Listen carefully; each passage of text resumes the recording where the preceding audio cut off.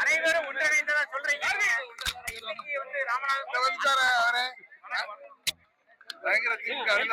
சொல்லுங்க. ஒரு அணியில் ராமநாதபுரத்துல வந்து இன்னைக்கு கொடி அறிமுகப்படுத்திருக்காங்க, விரைவில் கட்சி அதாவது அமமுக அதிமுக தான் 99.9% தொண்டர்கள் ஓரணி நிறைந்து விட்டோம். மற்றவர்கள் சுதந்திர இந்தியாவில ஜனநாயக நாட்டில் யாருடைய விருப்பம் எது வென்றாலும் செய்யலாம். ஆனா அம்மாவின்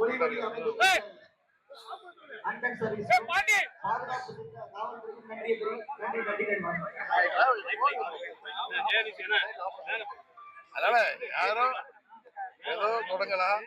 திடீர் சாம்பார், திடீர் இட்லி மாதிரி நான் சொல்றேன். அது மாதிரி திடீர் கட்சிகள் வரலாம். அம்மாவின் ஆட்சி அமைப்போம், அம்மாவின் கட்சியை ஒன்றிணைப்போம் என்று சொன்னவர்கள் அவர்கள் சாயம் வெளுக்கின்ற நேரம் வந்திருக்கு. இன்னும் சொல்ல போனா 35 ஆண்டுகளாக எனக்கு மாத்திரம் தெரிந்த சில நபர்களின் உண்மை சொரூபம் தமிழ்நாட்டு மக்களுக்கு தெரிய வந்து கொண்டிருக்கிறது. அதனால சீப்பை ஒழித்து விட்டாலோ இது போன்ற அம்மாவின் ஆட்சி வருவதை யாராலும் தடுக்க முடியாது. அதனால நீங்கள் வேண்டுமானால் அந்த 0.1% நீங்கள் எப்படி வேணாலும் எடுத்துக்கணும்.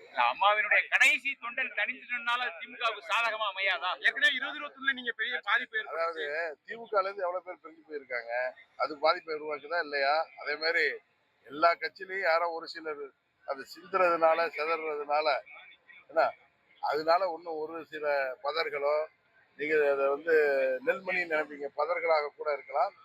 அதனால அது ஒன்றும் பெரிய இப்ப விளைச்சல் வந்து விளைச்சு சேர்த்து வச்சிருக்கிற நெல்ல காக்க குருவி எல்லாம் வந்து 1 2 கொத்திட்டு போவோம். அது சேதாரம் இல்லையான்னு கேட்கிற மாதிரி இருக்கு உங்களுடைய கேள்வி.